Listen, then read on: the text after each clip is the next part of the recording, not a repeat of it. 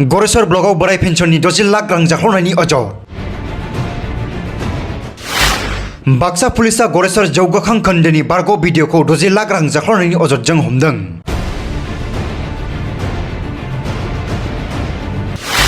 मुसलपुर पुलिसा केस 77/2021 नम्बराव गसर थिसनजानाय भिडिअ भुपेन दासखौ दिनै खायो।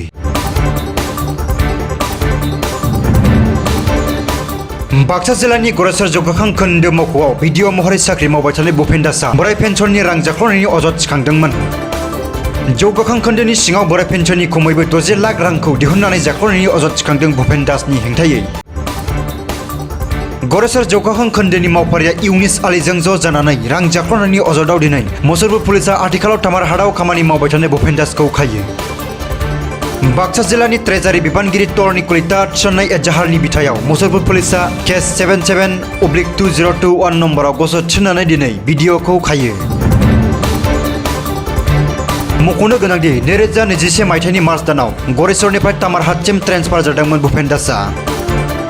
गुबुन फारसेथिं इउनिस आलीआ साख्रिनिफ्राय आजिरा लानायनि उनाव गरेसर खोन्दो जौगाखां बिबानगिरि मावख'आव खामानि मावबाय थानाय समावनो भिडिअ भुपेन दासजों ज' जानानै जाख्ल'दोंमोन। आथिखालाव इउनिस आलीआ खारखोमाना दङ।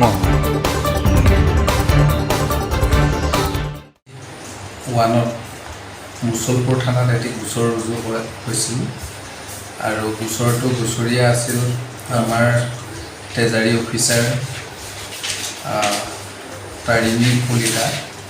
তেখেতে এটা গোচৰ তেখেতৰ এজাহাৰ ভিত্তিত আমি এটি গোচৰ ৰুজু কৰিব লগা হ'ল আৰু গোচৰ নাম্বাৰ হ'ল 77/2021 আণ্ডাৰ ছেকশ্যন 420/409 IPC আৰু সেই গোচৰৰ পদকীয়া হিচাপে এজাহাৰ নাম উল্লেখিত পদকীয়া হিচাপে ডিডিএন ব্লক অফিচাৰ BDO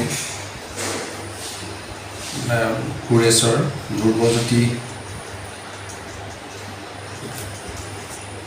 আৰু তাৰে গাঁও সেৱক ইউনুছ আলী দুইজনৰ বিৰুদ্ধে গোচৰ এটা ৰুজু হৈ আছিল আৰু সেই গোচৰৰ তদন্তৰ ভিত্তিত আজি আমি ভুপেন দাসক গ্ৰেপ্তাৰ কৰি 3 দিনৰ পুলিচ কাষ্টডিত অনা হৈছে আৰু সোধপোছ কৰি থকা হৈছে। বাকী গোচৰটো হৈছিল ইউনিছ আলী সেই ব্লকৰে এজন গাঁও সেৱক আছিল আৰু তেওঁ অফিচৰ যিকোনো বিল কিবা এইবিলাক তৈয়াৰ তেওঁ নিজে কৰিছিল আৰু তেওঁ ৰিটায়াৰ হৈছিল আৰু ৰিটায়াৰ হৈ যোৱাৰ পাছত তেওঁ যিখিনি ৰিটায়াৰ বেনিফিট হ'ব লাগে তাৰ মানে দুগুণ পইচা অধিককৈ তেওঁ মানে বিল তৈয়াৰ কৰি পিনি ভুৱা বিল তৈয়াৰ কৰি মানে আত্মসাৎ কৰিছে পইচাখিনি।